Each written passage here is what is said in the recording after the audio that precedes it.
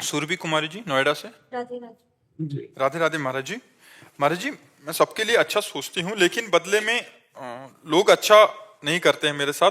बस महाराज जी, फिर मन अशांत हो जाता है ऐसे में। महाराज जी, उस समय कैसे? कैसे समझे कि लोग अच्छा नहीं करते आपके साथ? आप लोगों के साथ अच्छा करती हैं, ये आप क्या कैसे समझे? किसका प्रश्न है? कैसे आप समझे? आप क्या लोगों के साथ अच्छा करती हैं और क्या आप लोग बदले में आपको बुरा करते हैं? आप बताइए।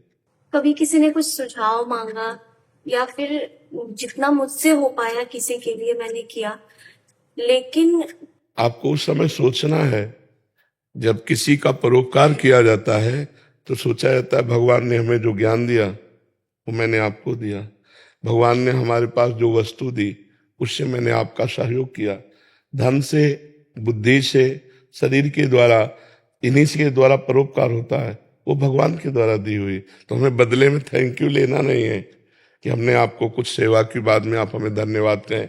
ये परोपकार नहीं कहलाता, ये स्वार्थ कहलाता है। अब हम अच्छा किया, इसके बाद परिणाम में उससे हमें कुछ लेना नहीं।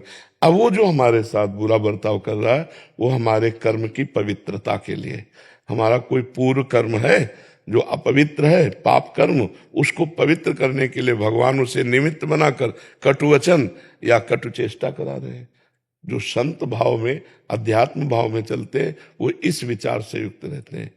कबीरा निंदक नेरे राखे, आंगन कुटी छवाए, बिना साबुन बिना पानी निर्मल करे शोभाए। तो हमें बुरा तो नहीं मानना चाहिए। हाँ, अब जैसे तुम्हारा स्त्री शरीर है, अब कोई शरीर की तरफ गंदी बात देखे तो कानून है, फिर उसे कानून के द्वारा सहायता लेकर दंडित करना चाहिए, उसमें क्षमा नहीं करना चाहिए। जैसे मानो स्त्री शरीर है, अब कोई छेड़ रहा है, कोई परेशानी प्रकट कर रहा है, अब उसमें साधुता नहीं, अब सठे साठ्यम समाचरित, तो उसे कानून के हवाले कर दे। बहुत सुंदर सुंदर कानून बने हुए हैं बच्चियों, स्त्रियों, माताओं, बहनों की सुरक्षा के लिए। ऐसे साधारण व्यवहार में यदि कोई ऐसा, तो फिर उसमें क्षमा कर देना चाहिए और ये सोचना चाहिए मेरे ही किसी अनुचित कर्म का मार्जन कराया जा रहा है, क्योंकि भगवान ईश्वर सबका विधान जो करता है वो अमंगल नहीं करता, वो मंगल भवन है, मंगल ही हो रहा है। यदि कोई हमारी निंदा कर रहा है, कोई अवहेलना कर रहा है, कोई तिरस्कार कर रहा है, तो हमारे पापों की सफाई हो रही है। सम्मानम कल्याति घोर गर्णम नीचापमानम सुधा, श्री राधा मुरली धरो भज सके वृंदावन माते। श्रीपाद प्रबोधानंद जी कह रहे, सम्मान को सदैव विष के समान समझे, नीच पुरुषों द्वारा किए हुए अपमान को अमृत के समान समझे और राधा माधव का भजन करे। मनुष्य जीवन की सार्थकता का यही स्वरूप। हमें बुरा तब लगता है जब हम सम्मान चाहते हैं और सम्मान नहीं मिलता। आपको सम्मान दिया, आप हमें सम्मान दें, आपका हमने हित किया, आप हमें धन्यवाद बोलें। ये प्रायः मनुष्य के अहम की पुष्टता के लिए मांग होती रहती है और भगवान इसी का नाश करते रहते हैं।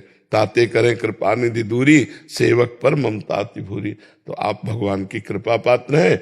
अगर कोई आपकी ऐसे अवहेलना करता है तो आप उसे सहो, अगर कोई सांसारिक भावना से छेड़ता है तो उसे कानून के हवाले करो, अपनी मस्ती में रहो। राधा राधा राधा नाम जप करती हो है? आप बस अपना हाँ, नाम जप करती है आप? करती हूँ पर नहीं करती। नहीं, करते रहिए, नाम जप और करते रहिए। बैठे बैठे क्या करोगे? ओवर थिंकिंग करोगे, डिप्रेशन में पहुंच जाओगे। मन को नाम जप में लगाओ, मन को अधिक से अधिक नाम जप में लगाओ, तभी मंगल होगा जी।